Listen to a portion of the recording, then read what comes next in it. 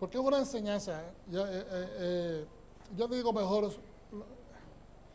yo trato de decir enseñanza porque es la terminología que se utiliza en raíces hebreas, pero creo que son mensajes basados en las porciones. Esa es la manera como yo la veo. Son mensajes basados en las porciones. Que quieren enseñarnos algo.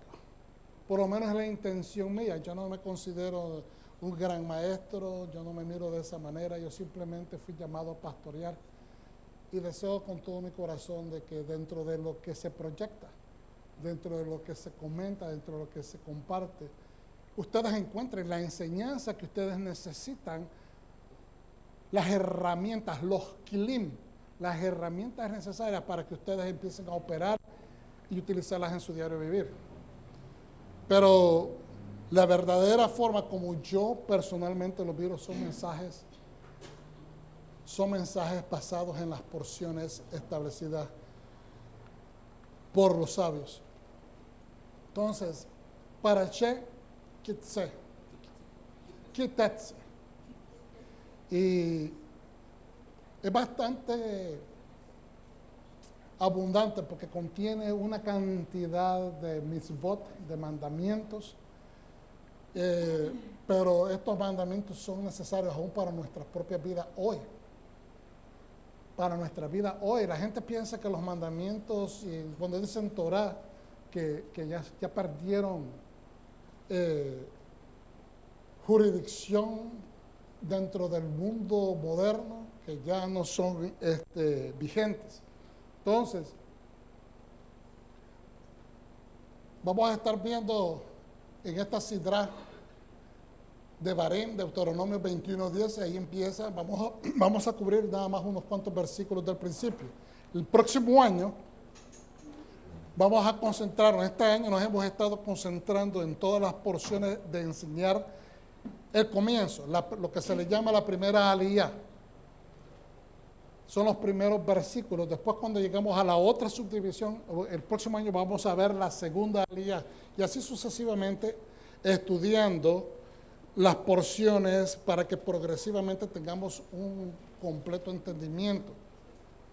Entonces, la conclusión profética o haftará, ¿por qué se le dice conclusión profética, hermanos? Porque es el profeta que ha sido designado para cierto periodo en el tiempo histórico o historia de Israel, que fue mandado a comunicarle un mensaje específico de reconciliación, de redarguyo a Israel. Entonces es la conclusión que ese profeta, después de haber recibido esa palabra, se lo presenta al pueblo. Entonces por eso se llama conclusión profética. Y después la palabra del Nuevo Testamento, o mejor llamado pacto renovado, en Mateo 24. Entonces, esto es lo que nosotros queremos hoy que usted se enfoque. Que Mateo 12:11, desde los días de Johanan el inmersor, Juan el Bautista, al reino de los cielos se le hace violencia. En otras versiones israelitas dice, se le da vida, porque para poder parir un reino hay que dar a luz. Es comparado como una mujer que está dando a luz y está trayendo vida, está trayendo la próxima descendencia, está trayendo la próxima generación suya, tanto la de su esposo como la de ella, la de su esposo como la de ella, al mundo. Entonces, el reino se tenía que parir, porque el reino ellos lo habían conceptualizado en una forma física, obviamente. Pero ahora Yeshua HaMashiach está hablando de un reino espiritual que no solamente se va a mantener en unos perímetros o zonas limítrofes por regiones designadas, por linderos designados, sino que está hablando de un reino que va a cubrir toda la faz terrestre. En ese momento, ellos no entienden eso, pero después de la muerte de Yeshua, Él les da la invitación y les dice, vayan a todas las naciones. Ya no está limitado el Mesías a Israel, porque Él no podía ir ustedes miraron a través de todas las historias que ustedes han leído en el pacto renovado, que Yeshua nunca fue a predicar a ninguna otra nación. Porque como el profeta mesiánico o el Mesías, representante del Dios vivo, prometido a Israel, él no podía hacer eso. Era para Israel, para el reino de Israel, la promesa del Mesías. Pero después de que él muere y resucita, ahora la promesa, él hace un adendum a esa ley. Es un adendum. Y es lo que está profetizando Isaías en el capítulo... Señor, se me fue. No sé si es el 15 o el 19, pero cuando él dice 15 o 19 o algo por ahí, que dice, he aquí yo estoy haciendo una cosa nueva. He aquí yo empiezo a hacer una cosa nueva. Ese es el adendum del que él está hablando. Que ya no se va a limitar a las cosas de Israel. Eso es una de las áreas que cubre ese adendum. ¿Okay? Entonces, desde los días de Johanan el Inversor, al reino de los cielos, al reino de los Shemaim, se le da vida, se le hace violencia, pero solamente los que valientes, en algunas otras versiones dice violentos, lo arrebatan, porque para poder usted contrarrestar violencia, usted tiene que hacerlo con violencia. Yo sé de que hay muchos pacíficos que están en contra de eso, especialmente hoy en día, que quieren, como dicen, cantar el kumbaya y que todo el mundo esté en paz, pero realmente a veces no funciona. Es como tirarse a la corriente de un río y usted se quiere parar enfrente de esa corriente, usted sabe que usted va a tener resistencia. Porque la corriente del río está imparable. Y usted se le para o se lo va a llevar porque está demasiado impetuosa, o usted va a tener resistencia en poder caminar hacia adelante, dependiendo de la velocidad que tenga esa corriente. Entonces, para poder ganarle tiempo a la corriente, usted se monta en el empuje de la corriente para poder navegar más rápido. ¿Me está entendiendo? Entonces, a veces, en la guerra no se puede contrarrestar con paz, se ofrece paz. Como miramos la semana pasada, que la palabra, la Torah dice que hay que otorgar arreglos de paz primero, antes de establecer guerra. Si te dicen, no queremos paz contigo, vamos a la guerra, pues ni modo, ya trataste por lo menos. Pero ese es el nivel de justicia que Dios quiere, que primero deleguemos paz, perdón, que procuremos paz, mejor dicho. Entonces acá habla de una violencia. El parir ese reino va a traer controversia, empezando en Israel. Y la gente dice, wow, ¿por qué? Porque él mismo lo dijo. Yo no he venido a traer la paz, he venido a traer ¿qué? La espada. Y usted lo puede ver eso de una manera espiritual o física. Trae una guerra establecida, porque los linderos que se habían establecido van a tener que ser expandidos. No está rompiendo los linderos. Lo que él está es ensanchando. Y los reinos para crecer tienen que ensancharse. Los reinos para poder vencer al reino vecino tienen que invadir. Entonces, esto es importante que lo tengamos en perspectiva, porque lo vamos a ver desde el punto de vista físico y lo vamos a ver desde el punto de vista espiritual. Lo vamos a ver desde el punto de vista histórico y lo vamos a ver desde el punto de vista contextual. Porque es importante que lo entendamos. Entonces, cuando nosotros vemos las escrituras en esos diferentes niveles, usted puede tomar de acá y aplicarlo en la situación de vida que usted está viviendo. Pero si solamente usted tiene una vista directa, ¿me entiende? Una vista que está enfocada en solamente ver las escrituras de una sola manera, nos embotella. Nos mantiene en un estancamiento espiritual. A propósito, esa es la armadura de Dios. No es la romana, no es la greco-romana. Esta es la armadura israelita. A esa armadura que se está refiriendo Rab Shaul en Efesios 6. Sí, Rab Shaul hace muchas, provee informaciones y similitudes, provee metáforas utilizando ciertos aspectos greco-romanos, porque El helenismo y el sistema greco-romano era el sistema de dominio en ese momento. Obviamente está tratando de compaginar con la cultura de ese día.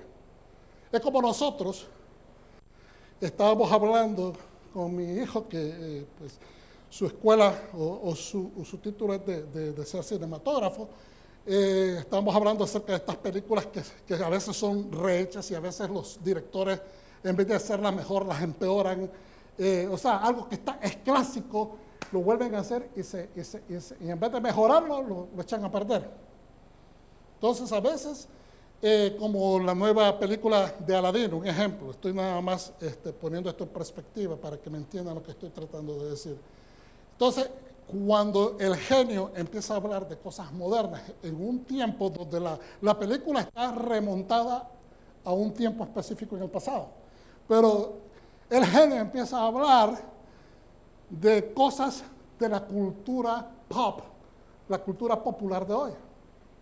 Yo sé que ellos están como película, como modo de negocio, están tratando de llamar la atención a una audiencia moderna.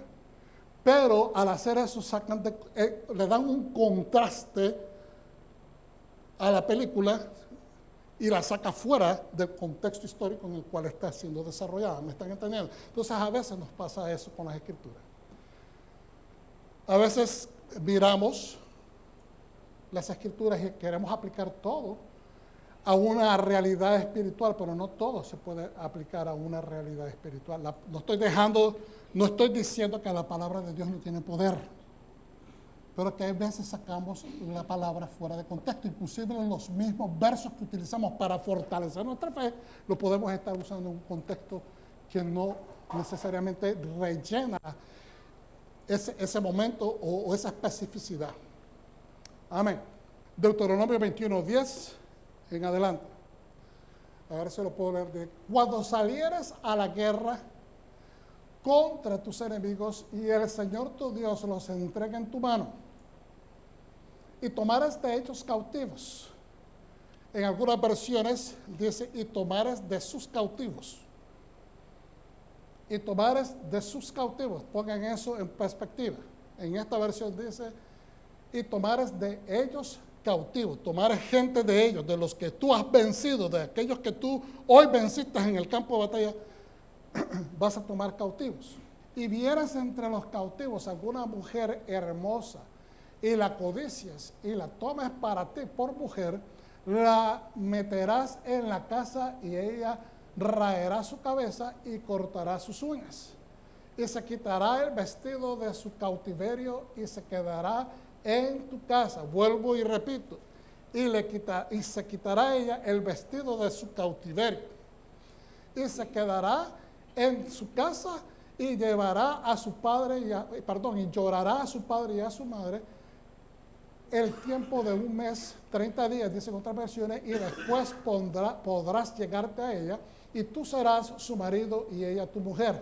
Y será, si no te agradare, y será que si ella no te agradare, que le has de dejar en libertad, y no la venderás por dinero, es decir, no la vas a vender como esclava, ni mercadearás con ella por cuanto la, dice, afligiste. Interesante. Amén. Y cuando algún varón tuviera dos mujeres, aquí nadie tenga idea, esto es otro contexto histórico, aquí nadie puede tener dos mujeres, una sola mujer. ¿Ok? Hago esa salvedad. Amén.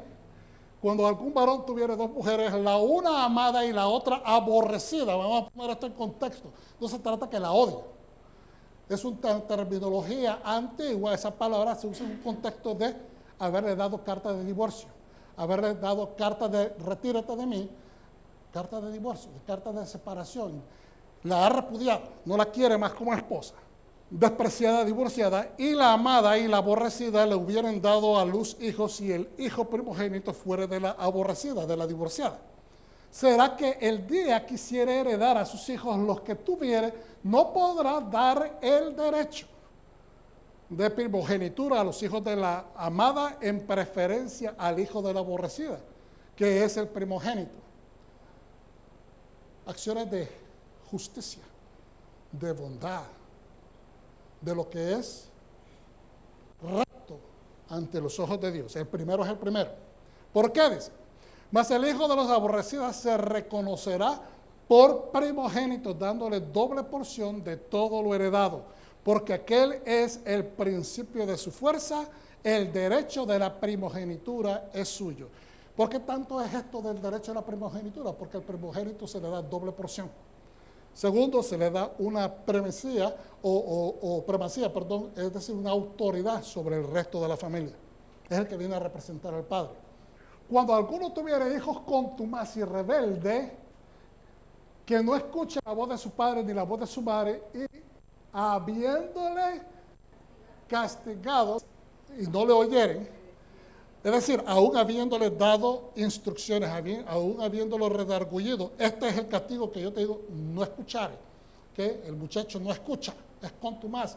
Entonces lo tomará a su padre y su madre y lo sacará a los ancianos de su ciudad y a la puerta del lugar suyo, y dirán a los ancianos de la ciudad: este nuestro hijo es contumaz y rebelde.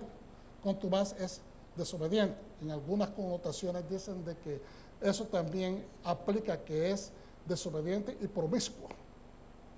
¿Ok? No oye nuestra voz, es glotón y borrachón. Entonces todos los hombres de la ciudad lo apedrearán con piedra. Ojo, con la desobediencia. Todos los hombres importantes de la ciudad, acuérdense que en la antigüedad en las ciudades fortificadas, a la puerta de la entrada de la ciudad, era donde se hacían las negociaciones, tanto comerciales como la jurisdicción de todo caso legal se llevaba a cabo allí. Ahí se gestaban las cortes. ¿Ok? Porque si una persona necesitaba ser expedida de la ciudad, era inmediatamente echada fuera. Entonces, dice de que será apedreado a muerte. Entonces dice: y morirá, así quitarás el mal de su tierra, y todo Israel oirá y temerá. Cuando alguno hubiera cometido pecado de sentencia de muerte por lo que habrá de morir, y le habrás colgado de un madero, no anochecerá su cuerpo en el madero, mas sin falta le enterrarás el mismo día, porque maldición de Dios es el colgado, y no contaminarás tu tierra que el Señor tu Dios te da por heredad. Ahora usted se explica por qué, como está escrito en la Torah, usted mira en el pacto renovado, cuando el Señor Yeshua fue muerto, inmediatamente los juiciosos o los pious, las personas que eran de buen corazón, como José de Arimatea, fue a gestionar, y él servía en el concilio de la corte del templo, era un fariseo que creía que Yeshua era el Mesías. Entonces él fue y gestionó. Lo miramos como un hombre rico, pero él tenía una posición en el fariseísmo del día. Entonces él fue a pedir y gestionar que le dieran el cuerpo al Señor. ¿Por qué? Porque él quería cumplir lo que la Torah dice, de que un hombre colgado, especialmente si es en sus ojos un hombre justo, que no quede colgado, porque si no va a traer maldición a Jerusalén. Entonces por eso es que ellos se apuraron inmediatamente a enterrarlo. No era normal que Roma permitiera que los cuerpos crucificados, porque para eso es que los ponían, primeramente para castigo de ellos y después para exponerlos al pueblo e intimidar al pueblo. Esa era la doble función de la cruz. Castigar a los que supuestamente habían roto la ley, pero al mismo tiempo intimidar al pueblo. ¿Okay? Entonces, vemos bien claramente por qué es que él es bajado de la cruz inmediatamente. El otro aspecto que quiero que ustedes sepan es que, aunque se mira bien fuerte y se leen estas palabras así, es una de las razones por que muchas personas no quieren aceptar la Torah. Porque inmediatamente saltan a la conclusión de que Dios es un Dios que quiere muerte, que Dios es un Dios que quiere castigar, que Dios es un Dios que no tiene paciencia, es el Dios del Viejo Testamento que quiere sangre, sangre, sangre. Y no se dan cuenta de que esto es la Torah. Lo que está diciendo la palabra de Dios es que si hay un criminal entre nosotros hoy día, si hay una persona que es contumaz, que rompe las leyes, aquí son palabras que están codificadas dentro del escrito, porque la estamos nada más viendo de una sola connotación, estamos otorgándole nada más una interpretación, pero la palabra contumaz es una palabra de una persona que no tiene refreno, o sea, que se puede cubrir muchas cosas. ¿Estamos entendiendo? Entonces, la Torah no se aplica de esa manera. Tenemos que entender esto. Jamás en la historia, en todos los escritos, yo pues hice mis indagaciones, no desde ahora, pero desde hace unos años cuando he estudiado esta misma porción. En todo el Talmud no existe ni un solo caso que se haya documentado de que un hijo fue muerto a manos de sus padres y fue llevado a las puertas y que lo hayan apedreado de esa manera. Ningún caso documentado. ¿Por qué? Porque se hacen intervenciones. Porque la Torah nos está poniendo, es el extremo de las cosas para que la gente pueda operar y se deje guiar. Igualmente hoy en día, que es lo que tenemos las leyes. ¿Verdad? Si hay un criminal, pues ese criminal tiene que ir a la cárcel. Y nosotros, si hay una persona, por ejemplo, no se nos hace muy difícil, y yo quiero que seamos sinceros. ¿Podemos ser sinceros en la casa? ¿Okay? Cuando este varón que fue a un Walmart al sur de Texas, en El Paso, y empezó a dispararle a mansalva, algunos a quemarropa prácticamente, y empezó a matar gente, niños, mujeres, ancianos, gente de todo, y simplemente porque eran hispanos. Usted como hispano, cuando usted se pone y dice, ese hombre merece vivir o merece morir, se le hace fácil decir merece la muerte. Aunque usted sepa que conozca al Señor, que ese hombre tiene derecho a arrepentirse, para que así salve su alma, pero que su cuerpo sufra las consecuencias de la desgracia que él causó. Es decir, tiene que enfrentar a la ley. Entonces, a la manera tan grotesca, tan criminal, tan sin convicciones, ni sentimientos, ni consideraciones de ningún tipo, un hombre empieza y le quita la vida a 22 y casi asesina a otro montón de personas. No nos es difícil decir, esa persona merece un castigo severo. Pues en esos días de que un hijo le faltara el respeto a un padre, no es lo mismo como se considera hoy que un hijo le diga una mala creencia a un padre. ¿Me está entendiendo? Entonces tenemos que ver el contexto de lo que estamos leyendo dentro de la cultura del momento para que nosotros después, como buenos jueces, apliquemos el conocimiento que estamos recibiendo y lo ajustemos a una realidad moderna, sin violar la Torah.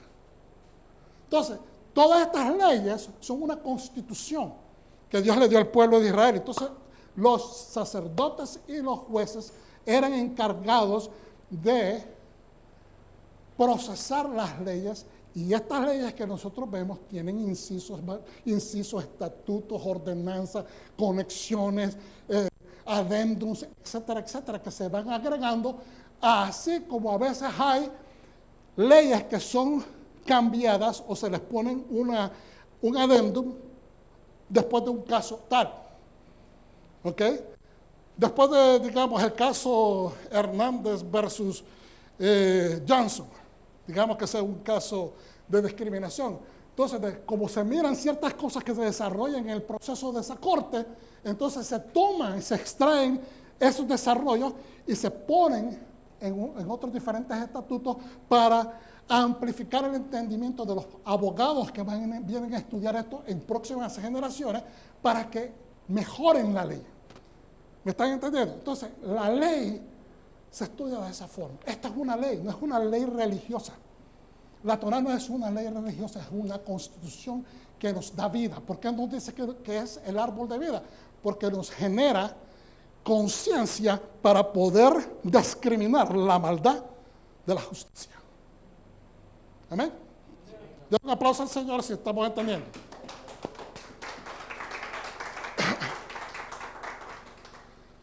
Entonces vamos a ver esto. La parashá de hoy es la número 49 en el ciclo.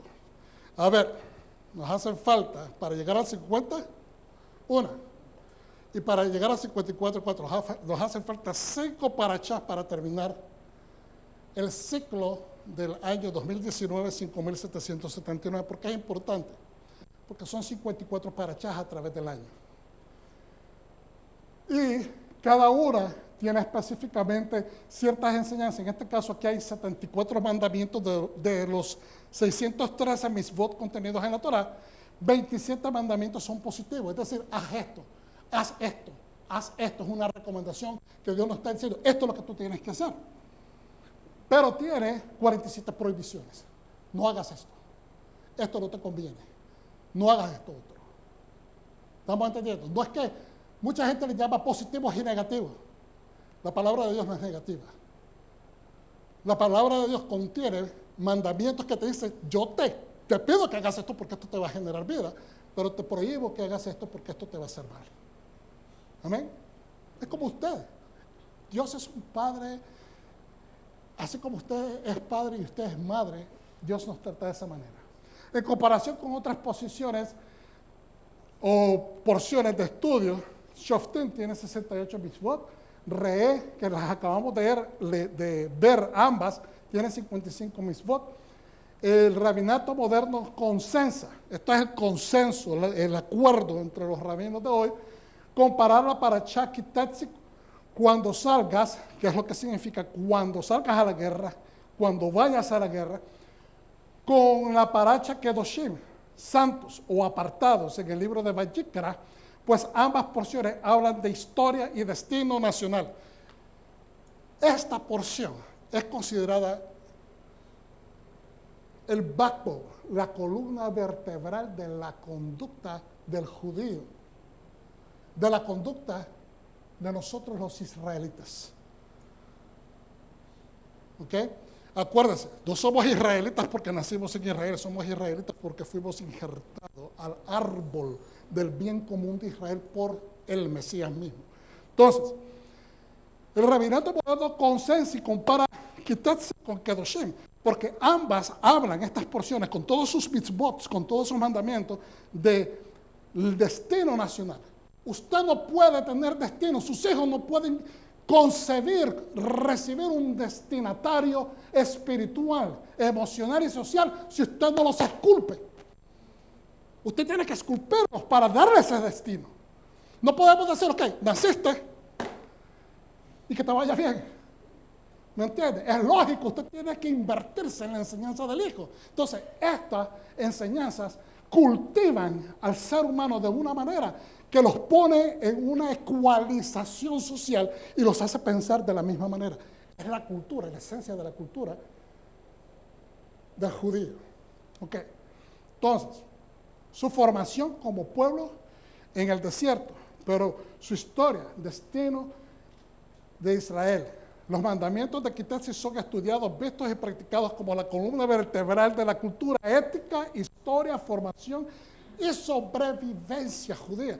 Eso es lo que los ha mantenido a flote.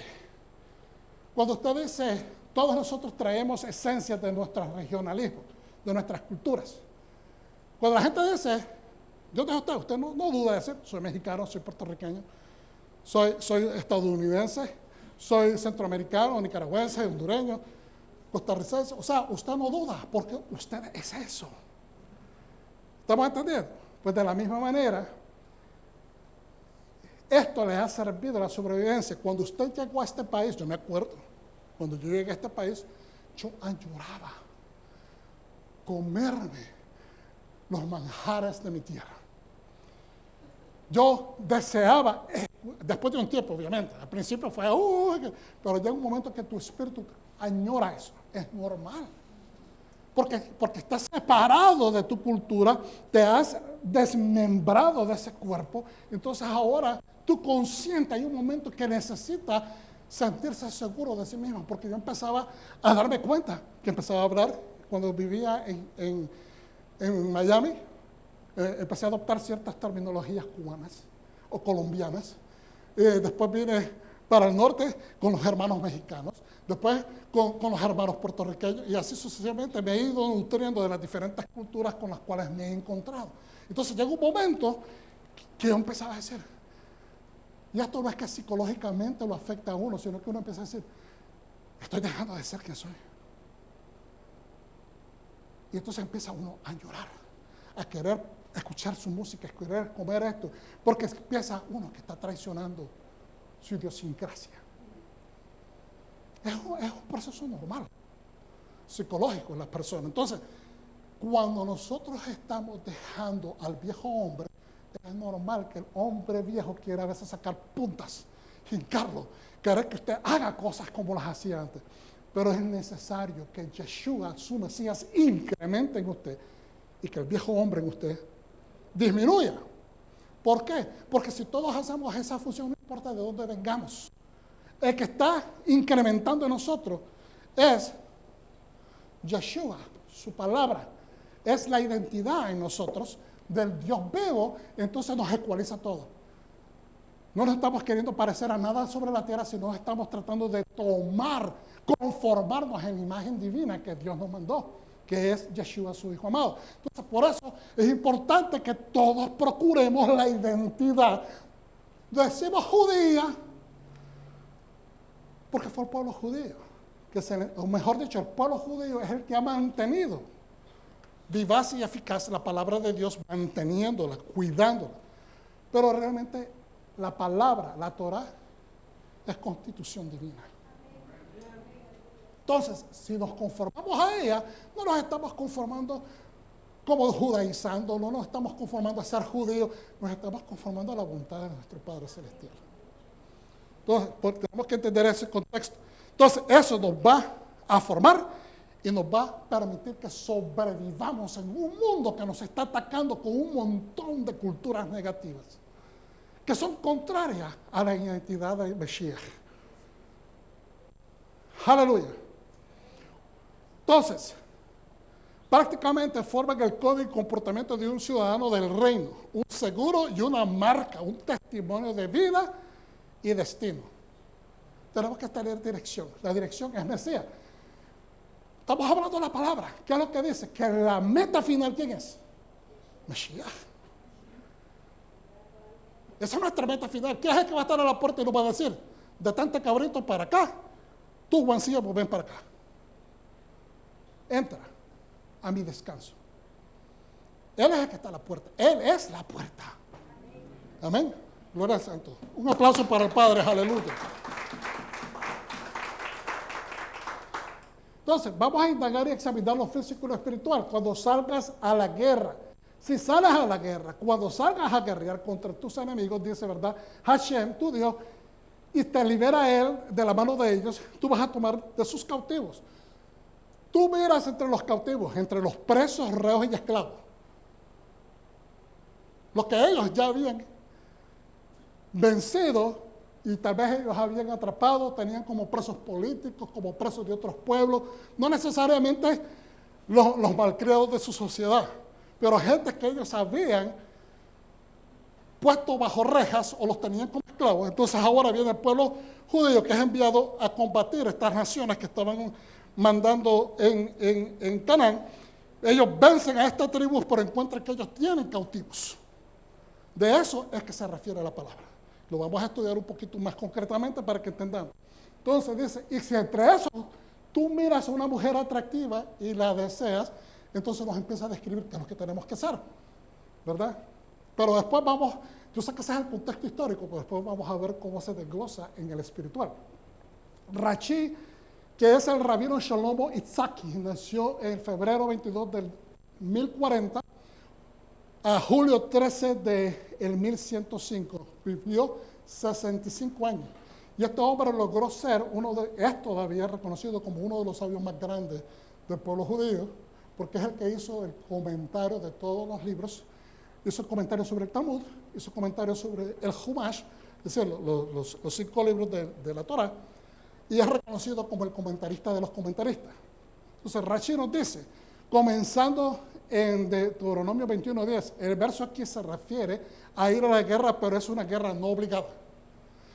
¿Qué significa una guerra no obligada? Es una guerra que no está dentro de la ley, no tiene prioridad, no es una guerra que ellos tengan que hacer, no es una guerra de prioridad. Entonces dice, este es el caso de la guerra que no es requerida, no mandada y obligatoria por la ley judía. La ley judía, cuando decimos judía, la ley judía es la ley de la Torá. Pero una que es peleada por expandir fronteras de Israel. Rashi dice tener la prueba de este su razonamiento, porque es que él razona que esta guerra que está hablando ahí no es una guerra mandatoria, no es una guerra por la palabra de Dios. Entonces, que por eso es que puede coger de las personas que están detenidas ahí, que pueden escoger, que pueden traer a esta gente. Vamos a poner un paréntesis. ¿Se acuerda cuando Saúl fue mandado a destruir a los amalecitas? ¿Qué le dijo Dios? Los destruyas a todos, mujeres, niños, viejos, cabras, machos, burros, toros, lo que sea. Todo. No traigas nada del anatema. No recojas nada de lo que está maldito. ¿Qué fue lo que hizo Saúl? Desobedeció. ¿Qué le costó? Le costó su reinado. Fue desechado porque desobedeció una orden directa del rey del universo. Entonces, esa era una guerra mandatoria. Era una guerra que estaba dentro de una ley. ¿Quién expidió la ley? La expidió el Señor. Entonces, ¿qué tiene esto de conexión con nuestra vida diaria? Que lo que dice Dios en tu vida no queda a tu disposición decidir si lo haces o no. Si eres un siervo de Dios, si eres un hijo de Dios, cuando Dios te dice, haz esto, tienes que hacerlo. ¿Amén? Porque te va a traer vida. Si no lo haces, vas a traer lo otro que es contrario, que son las maldiciones. Entonces ahora, el pasaje introduce las leyes pertinentes a las mujeres cautivas de guerra. Por ejemplo, este es el caso de una guerra que no es requerida, no mandada u obligatoria por la ley judía, pero uno que es peleada para expandir las fronteras de Israel. Rashi dice tener la prueba de su razonamiento, pues el mero verso menciona tomar de los cautivos, lo cual no se mencionaría en el caso de una guerra obligatoria, ya que la Torah especifica en Éxodo 20:16, tú no deberás dejar a ninguna alma que sobreviva. Entonces, el mismo Dios te está especificando con los versos cómo es que quiere que nosotros nos desarrollemos. Cuando uno lo lee, el ojo normal del diario vivir, que quiere leer la palabra, y no hacemos escrutinio, no hacemos indagación completa de lo que la palabra está diciendo, lo podemos pasar desapercibido. Entonces, hay un hecho contundente. Moshe está disertando la palabra.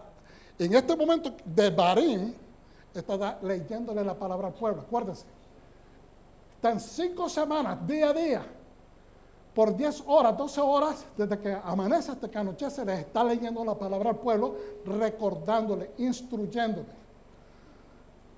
Nosotros hicimos esta comparación hace unas semanas atrás, cuando miramos que 36 días estuvo él leyendo la palabra al pueblo, 35, 36 días. De la misma manera, al mismo tiempo, Yeshua estuvo instruyendo a sus apóstoles antes de irse de regreso al cielo. ¿Y cómo miramos esto? Bueno, porque usualmente dice 40 días estuvo Yeshua instruyendo al pueblo, a sus talmidim, a sus discípulos antes de irse. Pero si extraemos, son 37 días realmente, si extraemos los 3 días de su muerte y resurrección, quedan 37, no son 40. ¿Estamos entendiendo? Entonces, son 37 días. Yo dije 36 o 35, corrijo mi error.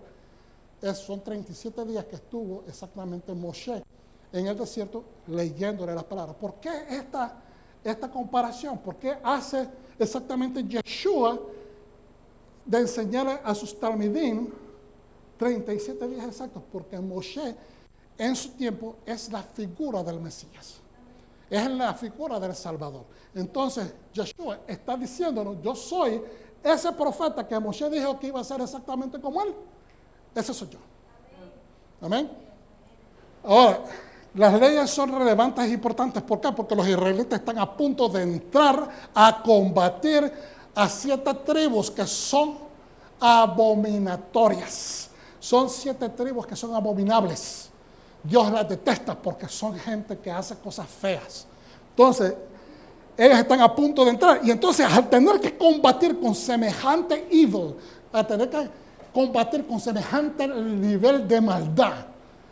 Imagínense una guerra contra gente que hace cosas bien feas. Tienen cultos raros a sus dioses, le entregan a sus hijos, hacen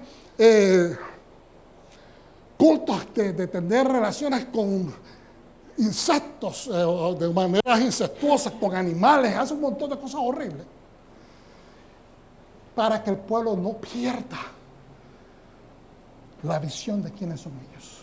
Para que el pueblo empiece a elevar el entendimiento que ellos no están para comportarse en el campo de guerra como animales, sino que mantengan un cierto nivel de dignidad, honor, no solamente para ellos, pero para darle también honra a Dios en primer lugar, pero que también sepan respetar a sus enemigos a cierto nivel, o los cautivos, en este caso. Por eso Dios interviene por medio de Moshe estableciendo las leyes de justicia y bondad, que es balance en la guerra, porque en la guerra predomina el caos, y eso es lo que está tratando de evitar, que en ese caos se pierda. La conquista de la Tierra Santa, o Canaán, es una guerra mandatoria u obligatoria establecida en la Torá e indica claramente la exterminación de todas las 7 tribus que ocupan el territorio y cuyas tradiciones y cultos paganos son abominables y detestables a Yahweh. Pero de las ciudades de estos pueblos que Yahweh, tu Dios, y aquí está la prueba, te da por heredad, por herencia, ninguna persona dejará con vida, sino que los destruirás completamente. Al Eteo, al amorreo, al cananeo, al fereceo, al heveo, al jebuseo. Como Yahweh tu Dios te ha mandado para que no os enseñen a hacer según todas las abominaciones que ellos han hecho a sus dioses, y pequéis contra Yahweh vuestro Dios. Por eso es que Él establece bien claramente, es de los cautivos de ellos, no de la gente de ellos. Porque Él no quiere nada con esta gente. Él absolutamente repudia a esta gente, a estas 7 tribus. La referencia a tomar de los cautivos es de los anteriormente conquistados por estas dichas tribus. Rambam dice, hermanos, este es el rabino Moisés Ben Maimón, también de la Edad Media, uno de los sabios.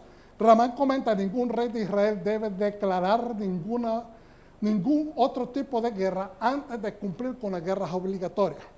Usted sabe que hay gente, que hoy en día hay presidentes, hay jefes de naciones que ellos establecen con quién ir a pelear. Por negocio.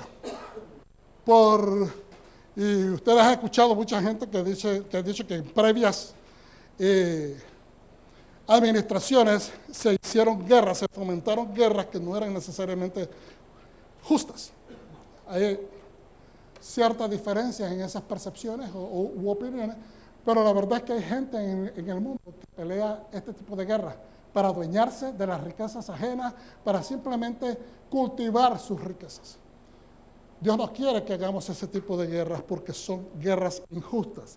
Y entonces dice que Rambam, que ningún rey, especialmente en Israel, debe irse a pelear guerras que no son obligatorias.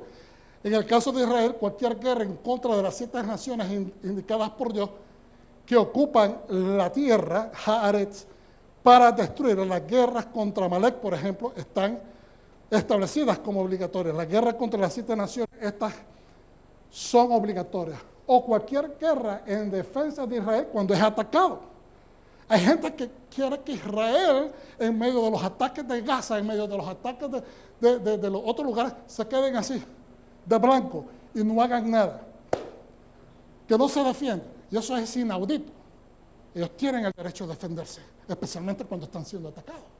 Entonces, en otras palabras, son guerras prioritarias, existenciales, que Yahweh ha establecido. Y eso está escrito en las leyes de los reyes, que es un libro del Talmud 5.1. Después que estas guerras escritas por Dios hayan sido cumplidas y ganadas, se pueden declarar guerras no obligatorias hechas contra otras naciones para expandir las fronteras. Pues todo reino quiere expandir, especialmente en los tiempos de conquista. Los reinos querían ensancharse. Ahora, los historiadores modernos nos dicen que tenemos que hacer contexto. Pero nosotros entendemos que desde la antigüedad, hermano, mire, Egipto tenía leyes, eran una nación fuerte, bien establecida, era el imperio mayor, tenían estructuras, Los amorreos en el lado de Canaán eran gente que tenían estructuras. ¿Por qué le estoy haciendo hincapié en esto? Porque muchos creyentes hoy en día dicen, yo conozco la palabra de Dios, yo conozco al Mesías, yo conozco a mi Salvador. Pero en ese conocimiento que ellos dicen tener, justifican razones para acomodar las escrituras a su propio criterio. Entonces, tenemos que hacerlo con el contexto. Mesopotamia tenía estructura. El código Hammurabi. Tremendas leyes. Tal vez no todas aplicaban al pueblo de Israel porque Dios estaba amplificando el nivel de ese tipo de leyes, las estaba haciendo mejores para una nación que le estaba desarrollando. Egipto tenía sus leyes, los amorreos tenían sus leyes, eran una estructura bien establecida, en el tiempo de Moisés, se me fue ahorita el nombre, los filisteos también tenían estructuras, tenían religión, tenían idioma, tenían un montón de cosas. No eran tan avanzados como los egipcios. Ellos, los amorreos y los filisteos, se unían para ir a pelear contra Egipto. Pero el punto es este. Leyes existían, pero no todas las leyes son justas. Ese es el punto que queremos hacer. Las leyes más justas sobre la faz de la tierra son las establecidas por Dios. Amén. Entonces ahora, gloria sea a su santo nombre. Todo lo anterior que les he dicho parece irrelevante, hermano. ¿Qué tiene que ver esto con mi vida hoy?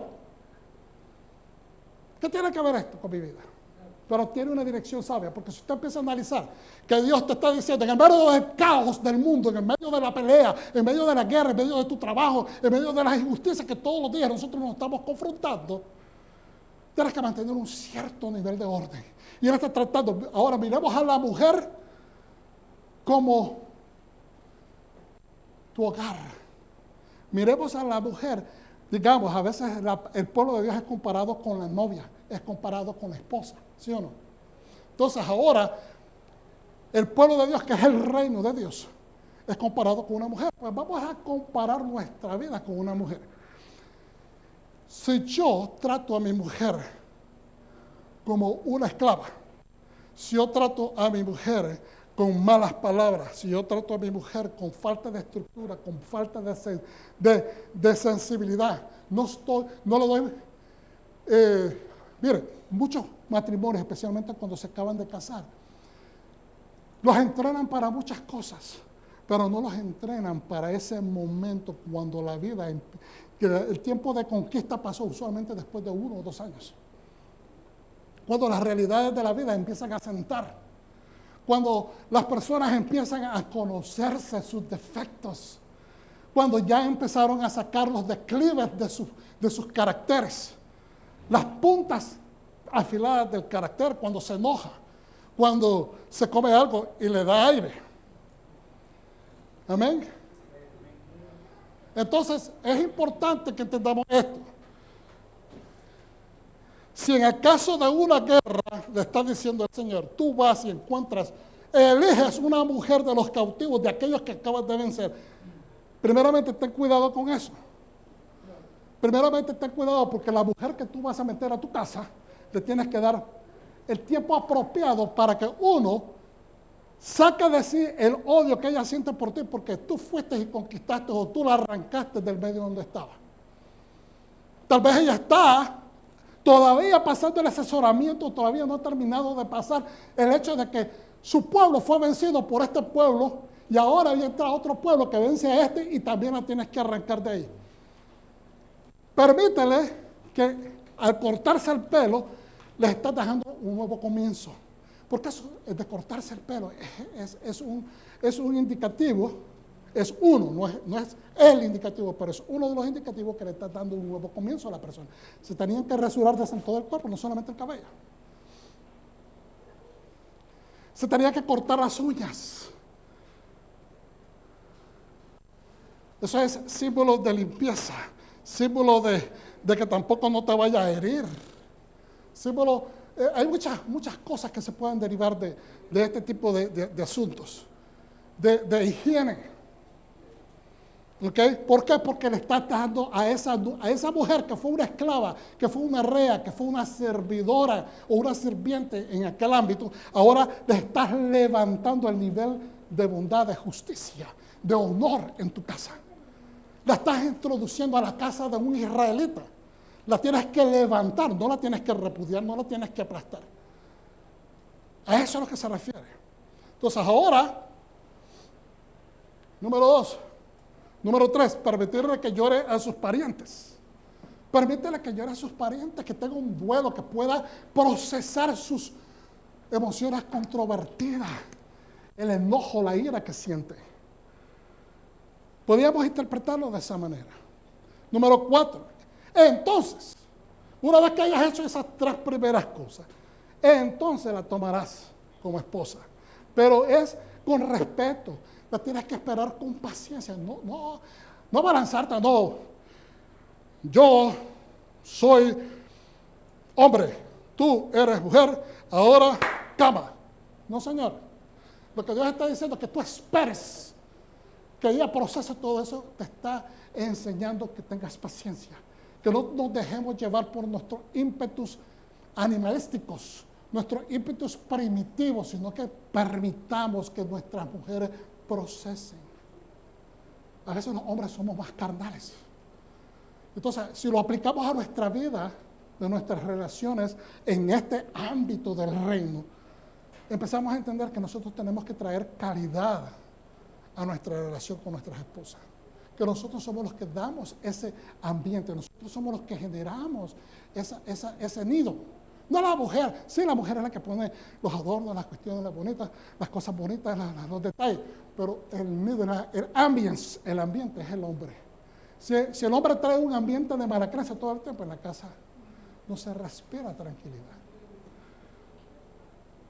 Paciencia y consideración. 5, las posibilidades de que no se ajuste, rechace ella su suerte, entonces tengas que divorciarte.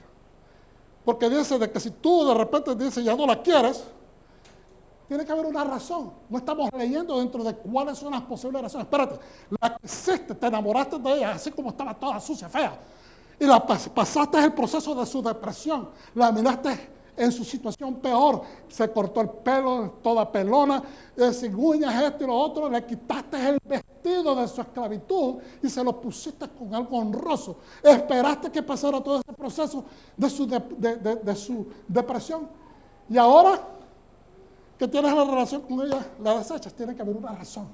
A veces es porque la mujer no quiere, en este caso de la guerra, viene de otra nacionalidad.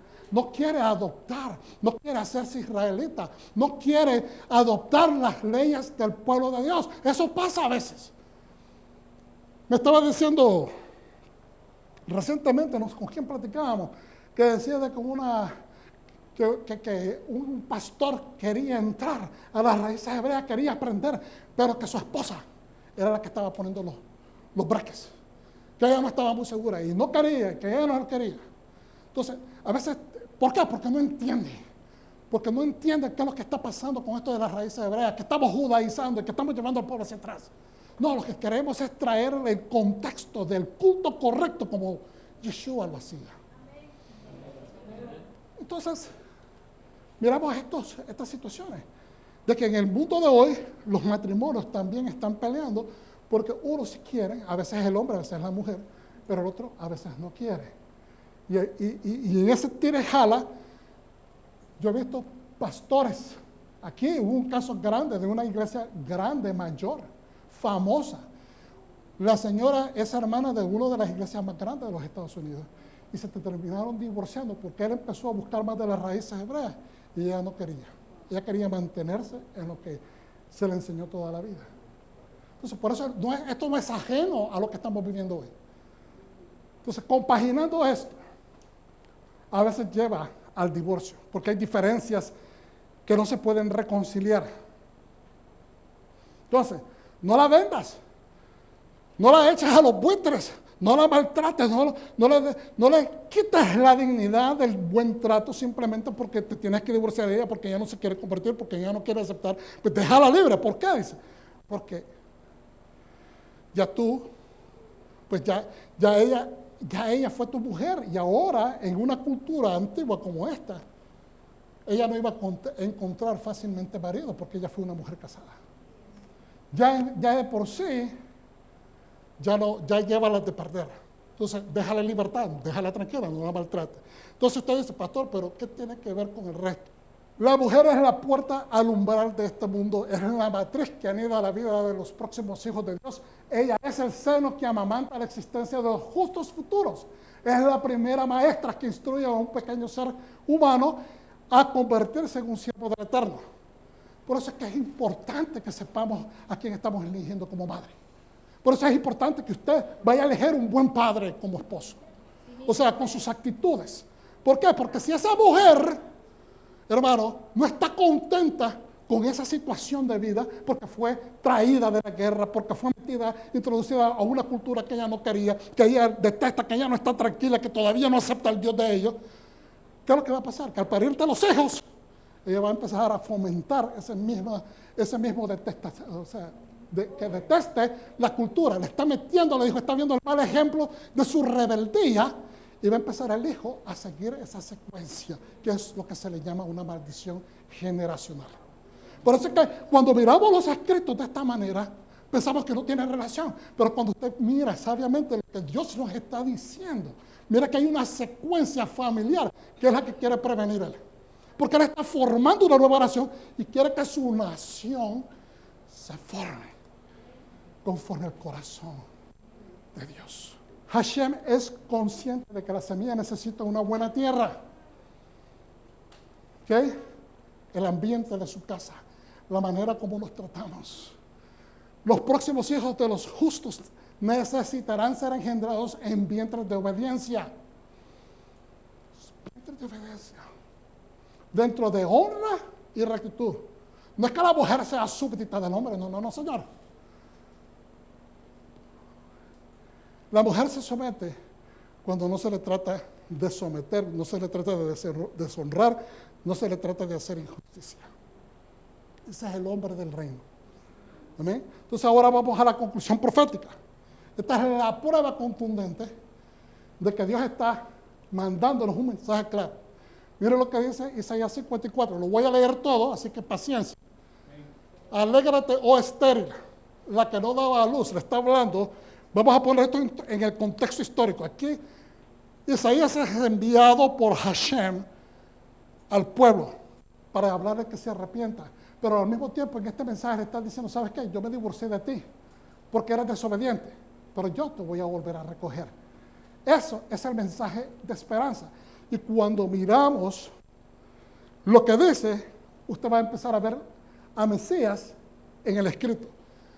Alégrate, oh estéril, la que no daba luz. Levanta canción y da voces de júbilo, la que nunca estuvo de parto, porque más serán los hijos de la dejada, la abandonada, la rechazada, la divorciada, que los de la casada, dijo Yahweh. Ensancha el sitio de tu cabaña. Ensancha el sitio de lo que conoces ahora, sigue ensanchando, llénate de conocimiento. Y las cortinas de tu tienda sean extendidas. No seas escasa. No digamos, me conformo con lo que he aprendido hasta ahora. Me conformo con la forma anterior como nos enseñaron. No seamos escasos. Expandámonos. Abramos cancha. Aleluya. Alarga tus cuerdas y fortifica tus estacas. Porque a la mano derecha, Mesías, y a la mano izquierda has de crecer. Y tu simiente heredará ¿qué? Tu simiente generará ¿qué? Las naciones. Entonces no se trata de un mensaje nada más para Israel. Se está refiriendo para los israelitas del mundo entero que van a venir a ser injertados por el Mesías al final. Entonces, aleluya, aquí estamos las naciones regresando a las enseñanzas de las cuales se nos cortaron porque se está cumpliendo la profecía. Entonces dice, y habitarán las ciudades asoladas. El sur de Israel, que es puro desierto, va a ser por todas las naciones ocupado. No temas que no serás avergonzada. Y no te avergüences que no serás afrentada. Antes te olvidarás de la vergüenza de tu juventud, de la afrenta de tu viudez, no tendrás más memoria. De esa viudez, de esa separación que yo te di, de esa carta de divorcio, ni te vas a acordar. Porque tu marido será ¿quién? Tu hacedor, tu creador, ese es tu marido. Aleluya. Y aunque él te dio divorcio, mire lo que dice, es el Hashem de los ejércitos, es su nombre. Y tu redentor y el santo de Israel, Dios de toda la tierra, será llamado Dios de toda la tierra. Porque como a mujer dejada y triste de espíritu te llamó el Adonai. Y como a una mujer joven que es repudiada, dijo el Dios tuyo, por un pequeño momento te dejé. Qué lindo. Aleluya. Qué mensaje de esperanza. Por un momento pequeño te dejé, mas te recogeré con grandes misericordias. Aleluya. Un aplauso para Yahweh. Aleluya. Eso es lo que vino a hacer Mesías. Él tenía que morir. Dios, para poderse completar ese divorcio, tenía que morir. Entonces se tuvo que encarnar en un hombre. Entonces Él fue y vino a la muerte, tomó el pecado de todo el mundo, murió. Y una vez que resucita, es un nuevo hombre y ahora se puede volver a casar con la repudiada. Porque cuando el marido repudia a la mujer, dice la Torá, no la puede volver a tomar. Porque ella se fue y se acostó con otro hombre o con muchos hombres. Entonces Él ya no la puede tomar de regreso. Pero al morir Él, se cumple el requisito de la Torá. Y ahora Él se puede volver a casar con ella como un nuevo hombre.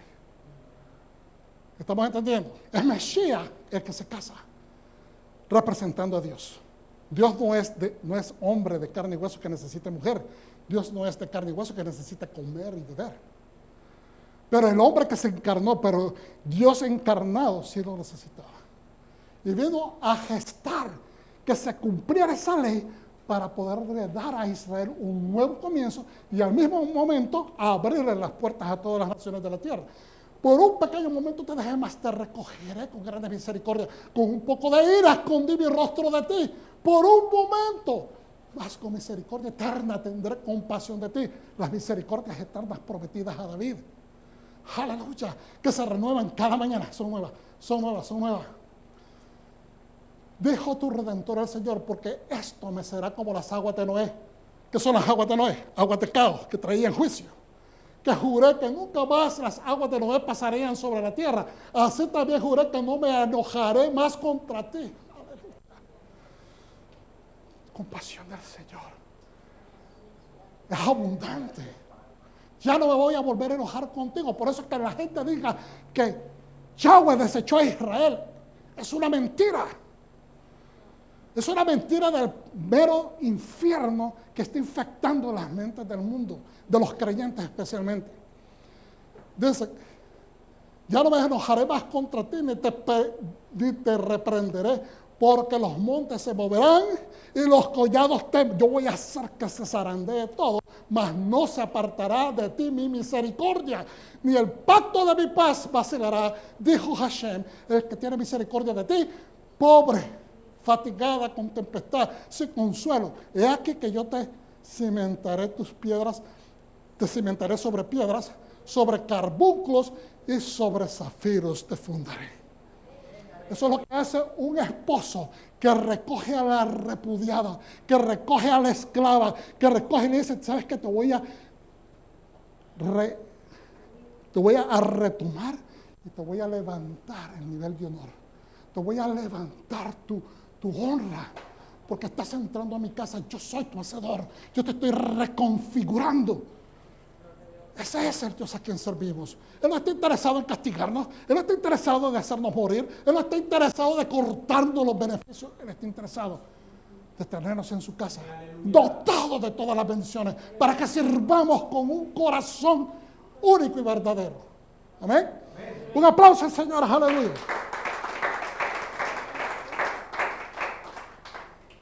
Como ya dije, en su contexto apropiado, Isaías está profetizando la nación. Su repudio será corto, le dice el Señor. Y luego Él mismo la va a recoger. Por eso Dios desea que pavimentemos el piso, el yesod, el fundamento de nuestras relaciones maritales. El fundamento de cómo piensan nuestros jóvenes, solteros, ¿con quién nos vamos a casar?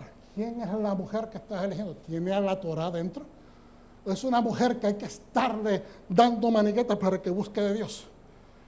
No lo aconsejo si es así. La persona tiene que dar primero el paso hacia adelante para que usted esté seguro, esté en un fundamento que pueda confiar. La guerra espiritual, la guerra contra la naturaleza humana, los deseos desordenados, todo esto son el producto que está enfocando estos versículos de Deuteronomio 21, 10 en adelante. Los hijos van a ser buenos o contumaces. La herencia va a ser positiva o negativa. De una relación fundada en los misbot o fundada en la rebeldía y en el odio o en la ira. ¿Qué es lo que estamos estableciendo? Cuando nosotros salimos allá, a la guerra de todos los días, a la guerra del mundo, a la ira del mundo, tratamos y queremos que el mundo haga actos de justicia como nosotros. No lo van a hacer. Somos nosotros llamados a infectarlos con el bien del cielo. No esperemos que ellos hagan nada bueno por nosotros. Que nosotros seamos el ejemplo de bondad para ellos. Que ellos se inspiren en nosotros. Dejemos de estar trabajando en el reino equivocadamente. Tenemos que aprender a vernos como los monitores, monitores Dios. Tenemos que aprendernos a vernos como los agentes de cambio. Él nos está llamando a que hagamos esos ajustes. Aleluya. Voy para atrás y terminamos nada más con el Brit Hadashah. Aleluya. Mateo 24, 29, si alguien, aleluya, me lo puede, 24, 29. Aquí está. Si me dan 2 segunditos, no vamos a leer mucho. Ok. E inmediatamente después de la tribulación de aquellos días, el sol se oscurecerá y la luna no dará su resplandor. Y las estrellas caerán del cielo y las potencias de los cielos serán conmovidas. Entonces aparecerá la señal del Hijo del Hombre en el cielo, y entonces lamentarán todas las tribus de la tierra y verán al Hijo del Hombre viniendo sobre las nubes del cielo, con poder y gran gloria. Y enviará sus ángeles con gran voz de trompeta y juntarán a sus escogidos de los 4 vientos desde un extremo del cielo hasta el otro. Hermanos, tradicionalmente sabemos que nos han enseñado que va a haber un rapto y nos va a llevar al cielo. Yo no le estoy pidiendo que usted abandone esa creencia, pero yo estoy sometiendo a usted que considere que cuando Yeshua nos recoja, nos va a llevar, nos va a levantar a las nubes. Porque bien claramente la Escritura dice que los muertos en Yeshua van a resucitar primero y que después los que estamos en vida, que somos fieles, van a ser levantados y vamos a unirnos, ¿verdad?, a la presencia de él en las nubes, y después Él nos va a llevar. Se cree que es al cielo, pero realmente es a la tierra santa, porque Él lo que va a establecer es su reino en la tierra. Hay un reino milenario, 1000 años, que Él tiene que mandar sobre la tierra. Y sus siervos, el remanente de los últimos tiempos, es el que le va a ayudar a administrar eso. La palabra declara de que nosotros, los hijos de Dios, los fieles al Mesías, ¿verdad?, van a juzgar a las naciones. Justamente cuando dice juzgar, no es que esté en nuestras manos ser el juez, lo que significa que vamos a gobernar las naciones. Entonces, no es el cielo el último ticket, es posición de reino. Simplemente sugiero que usted empiece a acomodar esta creencia en su entendimiento de las Escrituras. Porque la palabra no nos habla qué pasa en el cielo. No dice, no hay ninguna escritura que dice, y nos vamos al cielo. No hay ninguna escritura, usted búsquela. Pero eso no es el punto. El punto que está hablando acá es que dice que se van a zarandear el mundo. Se van a zarandear, dice. E inmediatamente después de la tribulación de aquellos días, el sol se oscurecerá, la luna no dará su resplandor, las estrellas caerán del cielo. Van a haber una lluvia de meteoros o de estrellas fugaces o lo que sea, y la potencia de los cielos serán conmovidas, la potencia de las autoridades, de los reinos, Cuando dice cielos, a veces se refiere a reinos de la tierra, naciones. Van a ser conmovidas. Porque Dios está haciendo una restauración. Está injertando, está tomando a su novia que ha sido elevada en justicia, en honra y verdad, la está levantando como se levanta la novia para llevarla a su casa el día del casamiento. Para eso es que somos levantados, porque Él nos lleva y dice bien claramente, porque donde yo voy es que quiero que ustedes estén, porque en la casa de mi Padre hay muchas habitaciones. Y entonces acabamos de leer en la conclusión profética que nosotros dice que las naciones van a acomodarse en la parte sur del desierto de Israel.